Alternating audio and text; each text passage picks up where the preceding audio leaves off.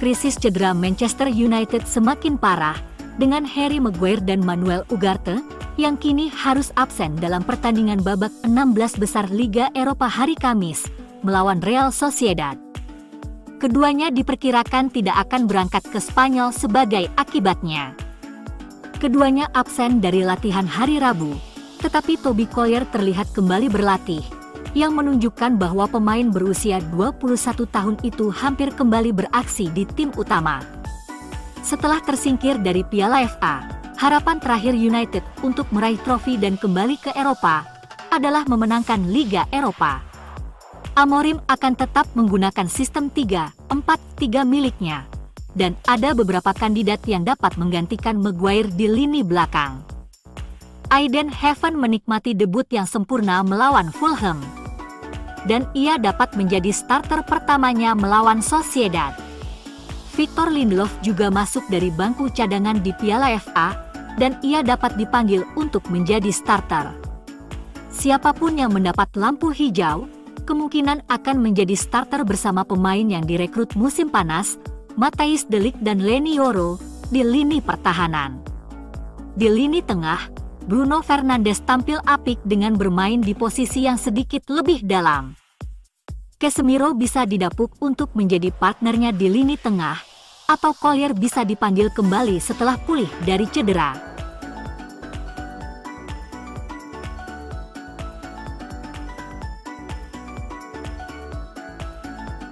Liga Eropa tetap menjadi satu-satunya harapan United untuk meraih trofi, dan dalam hal keuangan, lolos ke Liga Champions berarti segalanya. Tim berlatih di Carrington sebelum berangkat ke Spanyol, dan Amorim terpacu oleh kembalinya Toby Collier, sementara kehadiran 5 bintang akademi mengisyaratkan kemungkinan pemilihan pemain yang menarik untuk pertandingan tersebut. Collier memiliki fisik yang sangat diinginkan Amorim pada para pemainnya, jadi akan sangat membantu jika ia tersedia untuk pertandingan melawan Sociedad. Masih harus dilihat apakah Collier dianggap cukup bugar untuk bepergian dan bermain dalam pertandingan, atau ini hanya langkah pertama untuk kembali bermain di kemudian hari. Amorim memuji akademi tersebut, tetapi tindakannya sejauh ini tidak sesuai dengan kata-katanya, dengan Chido Obi menjadi satu-satunya pemain yang diberi kesempatan, dan itu pun karena kebutuhan. Namun, pengaturan latihan sebelum pertandingan Sociedad mengisyaratkan bahwa perubahan mungkin akan terjadi, dengan sebanyak 5 bintang akademi terlihat berlatih dengan tim utama.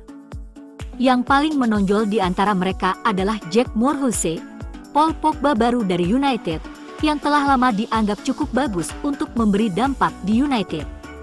Bersama Moorhusse ada Harry Amas, James Canlon, Jack Fletcher, dan Jayden Camason, yang saat ini sedang bersinar untuk tim akademi dan dapat dengan baik menantang Diogo Dalot di masa mendatang.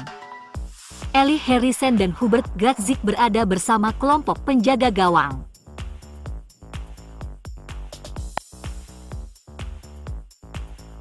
Manchester United telah berunding mengenai kontrak baru dengan Kobbie Mainoo selama hampir setahun penuh.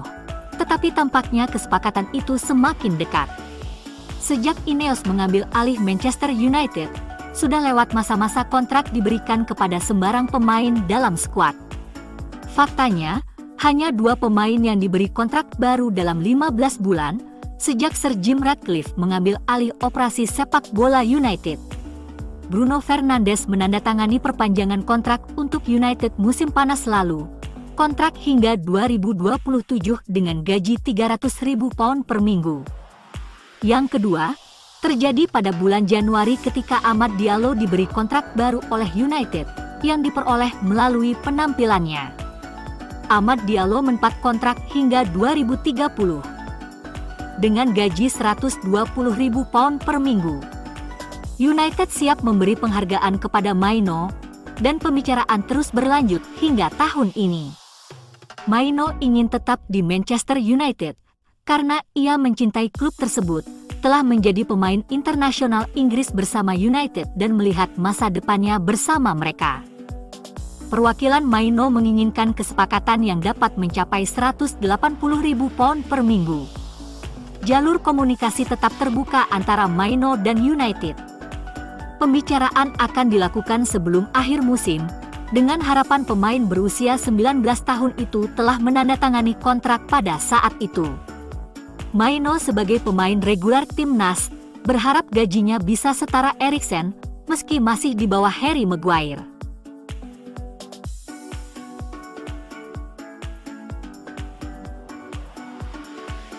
Manchester United berharap JJ Gabriel yang berusia 14 tahun akan tetap di klub setelah tahun ini, di tengah minat dari klub Premier League dan seluruh Eropa. Debut untuk tim U18 sebelum akhir musim diyakini akan terjadi. Tidak ada klub lain di planet ini yang dapat memberi JJ jalur yang akan dimilikinya di United. Meskipun ada hal negatif di tim utama, ia akan menjadi bagian dari klub yang dibangun kembali dengan beberapa talenta muda paling menarik di dunia. Merekrut pemain seperti Chido Obi, Sekou Kone, Diego Leon, dan Leny Yoro dalam 12 bulan terakhir, merupakan indikasi hebat dari ambisi jangka panjang klub, dengan kesepakatan untuk Giovanni Quenda juga tampak mungkin. Itu adalah pilihannya dan keluarganya pada akhirnya. Tetapi fans berharap mereka dapat mengenali banyak alasan positif untuk bertahan dan berkembang di Manchester United. Gabriel pergi ke Emirates untuk perempat final Piala FA Youth. Gabriel, yang dijuluki Kid Messi, ikut serta dalam pemanasan.